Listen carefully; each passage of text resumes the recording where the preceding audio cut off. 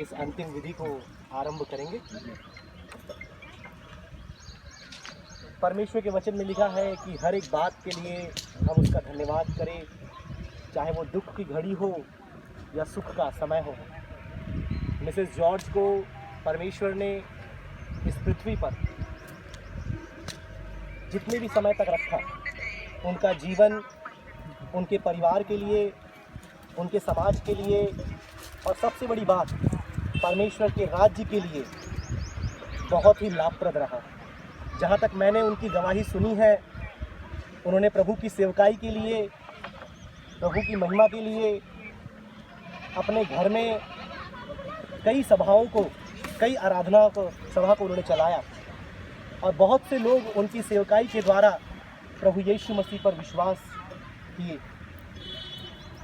और मैं सचमुच एक ऐसे गवाही भरे जीवन के लिए परमेश्वर का धन्यवाद करता हूँ। और जब कल परमेश्वर ने मिसेस जॉर्ज को अपने पास बुलाया, हमें कहना चाहिए कि उन्होंने अपनी दौड़ पूरी की। परिवार वालों ने पूरा प्रयास किया उनके प्राणों को बचाने का, लेकिन वचन में लिखा है कि परमेश्वर ने हर एक बात के लिए दिन ठहराया है। जिस प्रकार से जन्म लेने का दिन है, उस प्रकार से मृत्यु का भी दिन है। और यदि हम मसीही शब्दों में बोले तो यह मृत्यु नहीं परंतु कुछ समय का विश्राम है। और फिर से एक बार हमारी जॉर्ज आंटी को हम एक बार फिर से मुलाकात करेंगे। और जितने प्रिय परिवार के लोग, मित्रगण और परमेश्वर के दास यहाँ पर हैं, हम सब इस बात के गवाह हैं कि एक दिन हमें भी इसी प्रकार से मृत्यु को देखना है। तो इससे पहले कि हम इस पार्थिव शरीर को मिट्टी दे, मैं परमेश्वर के वचन से केवल एक भाग, समय की संवेदनशीलता को समझते हुए केवल एक भाग मैं परमेश्वर के वचन से पढ़ना चाहूँगा। मैं चाहूँगा पास्टर मरकुस पढ़ने में सहायता करें। पहले कुरिन्थियों की पत्री, उसका 15 अध्याय, और मैं चाहूँगा उसकी 50 आयत से लेकर तो उसकी 58 आयत तक पढ़ें। पहले कुरिन्थियों की पत्री 15 अध्याय, उसकी 50वीं आयत से लेकर तो उसकी 58 आयत तक। आइए हम हमारे पवित्र शास्त्र में से जिस प्रकार पास साहब ने कहा है, पहला कुरिन्थियों और उसका 15 अध्याय 50 से लेके आगे तक मैं पढ़ना चाहता हूँ। हे भाइयों, मैं ये कहता हूँ कि मांस और लहू परमेश्वर के राज के उत्तराधिकारी नहीं हो सकते और न अविनाशी का अधिकारी हो सकता है। देखो, मैं तुम्हें एक रहस्य की बात बताता हूँ। हम सब सोएंगे नहीं, परंतु सब के सब बदल जाएंगे। ये एक क्षण पलक मारते ही अंतिम तुरी के बजाए जाने के समय होगा, क्योंकि तुरी बजेगी, मृत्यु अविनाशी दशा में गिलाए जाएंगे और हम बदल जाएंगे, क्योंकि इस नासमान का अविनाशी को और मरणशील का अमरता को पहनना आवश्यक है। परंतु जब ये नाशमान अविनाशी को पहन लेगा और यह मरणशील अमरता को पहन लेगा, तो ये लिखा हुआ वचन पूरा हो जाएगा। मृत्यु को विजय ने निगल लिया है। हे मृत्यु, तेरी विजय कहाँ है? हे मृत्यु, तेरा दंड कहाँ है? मृत्यु का दंड तो पाप है और पाप की शक्ति व्यवस्था है, परंतु परमेश्वर का धन्यवाद हो जो हमें प्रभु यीशु मसीह के द्वारा विजयी करता है। इसलिए हे मेरे प्रिय भाइयों, दृढ़ और अटल रहो तथा प्रभु के कार्य में सर्वदा बढ़ते जाओ, क्योंकि तुम जानते हो कि तुम्हारा परिश्रम प्रभु में व्यर्थ नहीं है। तुम्हारा परिश्रम प्रभु में व्यर्थ नहीं है। प्रियो, यहाँ पे एक वाक्य यदि आप सभी ने ध्यान दिया होगा, लिखा हुआ है उस 51 आयत में, हम सब नहीं सोएंगे परंतु बदल जाएंगे और नाशवान अविनाशी अधिकारी नहीं हो सकता। आंटी का समय इस दुनिया में केवल कल तक का था और वह हमारे बीच से चली गई, लेकिन उनका जीवन हमारे लिए ना केवल गवाही परंतु एक पाठ भी लाकर रखता है। वो पाठ यह है कि प्रियो, आज नहीं तो कल हमारा जीवन भी बिल्कुल इसी दशा में होगा, लेकिन इस दशा में आने के पहले हमने अपने जीवन में क्या किया है वो हमारे भविष्य का निर्धारण करेगा। क्योंकि ये जो मृत्यु है ये पहली मृत्यु है। यदि आप परमेश्वर के वचन को जानते हैं, बाइबल हमें दो मृत्यु के बारे में बताती है। एक मृत्यु वो जब हमारा पार्थिव शरीर मिट्टी में मिल जाता है, और दूसरा मृत्यु वो जो अनंत काल की आग है जो नरक में बिताया जाएगा। और वचन हमें यह भी बताता है कि हमारे पापों के कारण ये मृत्यु मानव जाति में आई, और इस मृत्यु से बचने का माध्यम भी वचन हमें देता है। आज से 2000 वर्ष पूर्व प्रभु यीशु मसीह जो मानव जाति के उद्धार के लिए इस पृथ्वी पर आए, और परमेश्वर ने जगत से ऐसा प्रेम किया कि उन्होंने अपना एक लौता पुत्र उस क्रूस की मृत्यु के लिए दे दिया, ताकि जो कोई उस पुत्र प्रभु यीशु मसीह पर विश्वास करे वह नाश न हो परंतु अनंत जीवन पाए। और मेरे प्रियो, आज यह संदेश हम सब जो यहाँ पर खड़े हैं, चाहे हम मसीह हो या अन्य पृष्ठभूमि से हो, आज ये प्रश्न हमारे सामने आता है, क्या कल को जब हमारी मृत्यु ऐसी होगी हमारा अंत कहाँ होगा? क्या हम परमेश्वर के पास अपनी धार्मिकता के वस्त्र को पहनने जाएंगे या फिर हम नरक में उस अनंत काल की आग में जाएंगे? तो आंटी का जीवन मैं पूरा विश्वास करता हूँ, क्योंकि उनकी गवाही को हम जानते हैं। आज वह परमेश्वर की गोद में है, आज वो अनंत विश्राम में है। इस दुनिया के तमाम दुख महामारी से बचकर वह अनंत विश्राम में चली गई है, लेकिन हम जीवित हैं प्रियो। जैसे मैंने बताया, उनका जीवन ना केवल एक गवाही परंतु एक लेसन है, एक पाठ है हमारे लिए कि हम आज अपने जीवन को जांचें, हम अपने जीवन को परखें प्रियो कि क्या हमने अपने पापों का अंगीकार किया है। यदि नहीं किया तो आप ये ना सोचें कि हम बहुत लंबे समय तक इस दुनिया में होंगे, क्योंकि जिस प्रकार से एक माहौल आप इस दुनिया में देखते हैं, ये जो संक्रमण के कारण पता नहीं कल किसको हम यहाँ लेकर के आए। इसलिए आप देख सकते हैं इस विश्वास के साथ यहाँ 5 गड्ढे पहले से कर दिए गए। यदि आपको मेरी बात पर विश्वास न हो, आप इन 5 गड्ढों को देख ले। ये अच्छा होगा कि हम अपने पापों से अंगीकार करके अपना पूरा जीवन यीशु को दें और पवित्रता के साथ जिए, ताकि कल जब हम यहाँ पहुँचे हम बड़े विश्वास के साथ कहने पाएँ कि हमारा निवास स्थान परमेश्वर की गोद है। आमीन, हालेलुया। मैं सचमुच धन्यवाद करता हूँ कि परिवार के लोग यहाँ आए, प्रियजन यहाँ पर आए। विशेष तौर पे पास्टर मार्कुस का मैं धन्यवाद देना चाहूँगा।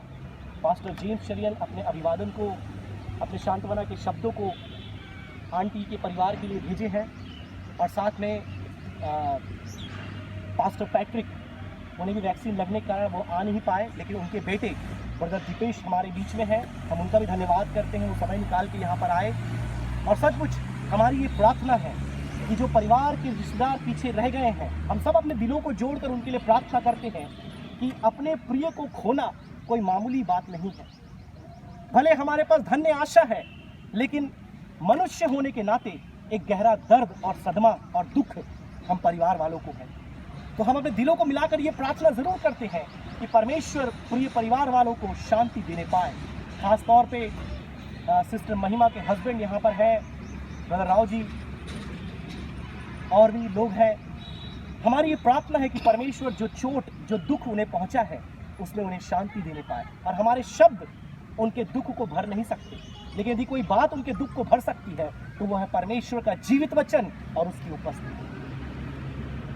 तो आइए हम इससे पहले कि इस पार्थिव शरीर को मिट्टी दें, हम परिवार वालों के लिए और जो वचन हमने सुना है हम उसके लिए प्रार्थना करें। आइए अपने स्वरों को झुकाएं, हम प्रार्थना में जाएंगे। सेनाओं के यहोवा परमेश्वर, तूने हर एक बात के लिए दिन नियुक्त करके रखा है, और कल का वह दिन था जब तूने जॉर्ज आंटी को अपने पास बुलाया।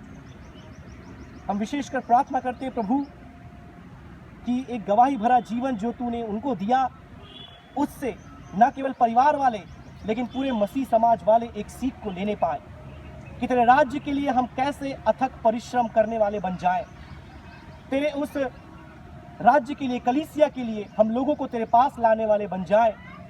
और साथ में प्रभु तेरा सुंदर वचन जो हमने सुना कि एक दिन आने वाला है जब हम भी इस दिन को इस मृत्यु का हम सामना करेंगे। प्रभु ऐसा वर दे कि हम अपने आप को तैयार करने पाए, अपने पापमय जीवन से, अपने बुराई से फिर करके हम तेरी ओर फिरने पाए। और ऐसा वर दे प्रभु कि हम भी एक दिन जब मृत्यु को प्राप्त करें, तेरे उस विश्राम भरे गोद में हम जाने पाए। नरक की आग से प्रियों को बचा ले प्रभु, हमारी प्रार्थना है।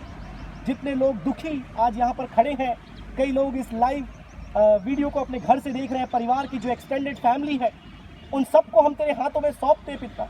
इनके बच्चों को, नाती पोतों को, हर एक लोगों को पिता परमेश्वर, जो आज दुख की अवस्था में पाए जाते हैं प्रभु, तू उन्हें अपनी शांति से भर दे पिता, अपनी उपस्थिति से भर दे पिता।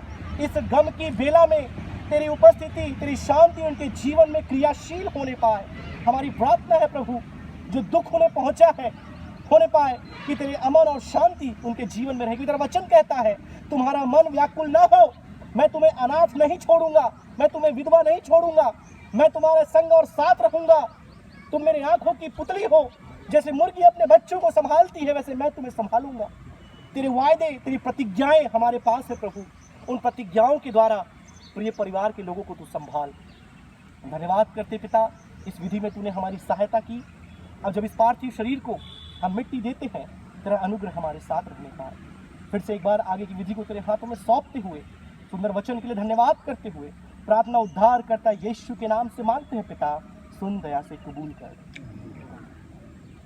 अब समय होगा कि जब इस पार्थिव शरीर को हम डालेंगे, मैं आग्रह करूंगा जवानों से कि जो भी लोग आज सेवा में है वो आ जाए सामने और कॉफी को हाथ लगवा लें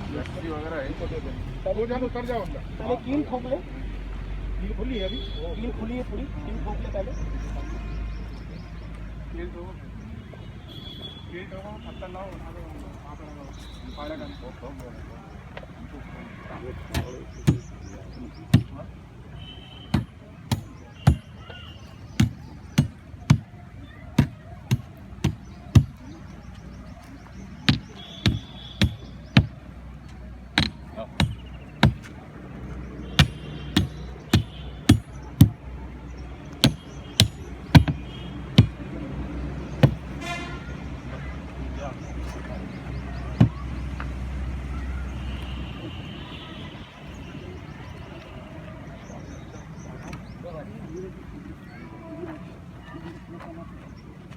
आराम से। पहले पैताने रखना, पहले एक तरफ से नीचे रखिएगा, पैताने रख लेना पहले। एक इस तरफ आ जाए, बीच में ना आए। पहले सिर की तरफ रख ले नीचे, पैताने पहले पैर पैर वाला हाँ, चलो एक जन घूम जाओ।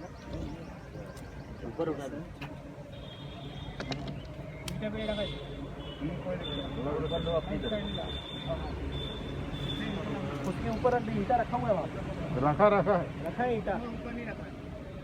नहीं वो मिट्टी में धस गया होगा ना, खींच लो। ठीक है ठीक है ठीक है, इसको मत ठीक है, ठीक है, बात करो उसको, रहने दो। आइए आप लोग बाहर आ जाइए, आइए आप लोग बाहर आ जाइए। हाथ पकड़ो।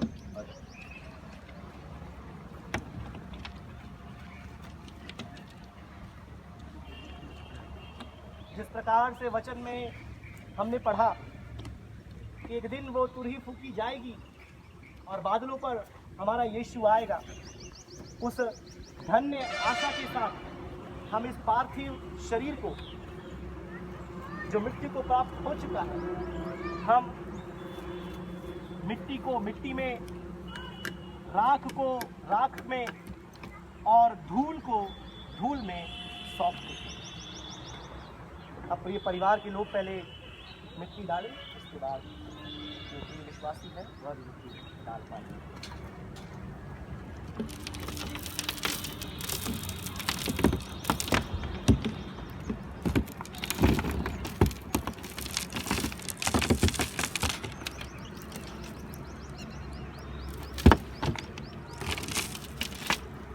आइए अब हम अंतिम प्रार्थना करेंगे। पास्टर मर्कुस होशंगाबाद से हमारे बीच में आए हैं। मैं चाहूँगा कि वो अंतिम प्रार्थना और आशीर्वाद वचन के द्वारा आज की इस अंतिम क्रिया की विधि को यहाँ समाप्त करें। आइए हम प्रार्थना करें। हमारे महान सर्वशक्तिमान परमेश्वर प्रभु जी धन्यवाद देते हैं सुंदर समय के लिए। महान परमेश्वर प्रभु आपने अपने दासी को अपने पास बुलाया। प्रभु जी जो स्थान खाली हुआ है उस स्थान को हम जैसे मनुष्य भार नहीं सकते, पूरा नहीं कर सकते, लेकिन प्रभु तो अपने अपन शांति से, दया से, अपने वचनों से प्रभु के स्थान को आप पूरा करते हैं। प्रभु हमारी प्रार्थना है प्रभु हमारे इस आंटी के परिवारजनों को महान परमेश्वर अपने शांति से परिपूर्ण रख और वो जो आपकी उपस्थिति उनके परिवारों में हमेशा और हमेशा रहेंगे। प्रभु हम प्रार्थना करते हैं इस अंतिम यात्रा में जितने भाई बहन आप उपस्थित है हर को सामान्य सहायता में करना। अब अपने दास को प्रभु जी इस सारी विधि को संपन्न करने के लिए अपनी हिम्मत या बल का धन्यवाद देते हैं। प्रार्थना करते हैं महान परमेश्वर प्रभु जी हर एक को इस संसार के महान परमेश्वर महामारी से बचा रखना आपका अनुग्रह सबके कर रहे हैं। प्रभु जी आपने हमारी प्रार्थना सुना, धन्यवाद और धन्यवाद करते हैं। धन्यवाद के साथ इस विधि को आपको देते उद्धार करता है प्रभु यीशु मसीह के नाम से। आइए हम अंतिम आशीर्वचन को लेंगे। अब हमारे पिता परमेश्वर का प्रेम, प्रभु यीशु मसीह का अनुग्रह और पवित्र आत्मिक सामर्थ और सहभागिता यहाँ पे जितने वचन सभी के साथ, विशेष करके इस दुखी परिवार के साथ प्रभु यीशु मसीह के दोबारा आगमन तक होती रहे। आमीन। फिर से एक बार हम पेंटेकॉस्टल चर्च ऑफ गॉड इटारसी की तरफ से, बरसाना मालवा की तरफ से आप सभी का धन्यवाद करते हैं जितने लोग यहाँ पर आए, आपने अपनी उपस्थिति दर्ज कराई, इस शोकित परिवार के साथ आपने उनके दुख को बांटा। हम आप सभी का धन्यवाद करते हैं। प्रभु आप सभी को आशीष देने पाए। जी मिट्टी डाल दें, खाली करवाना था, रोज डाल के ईंटें रख देना। अभी तो होने वाला जैसे वो 10 रोज रख के साइड में ईंटें मट्टी डाल देना।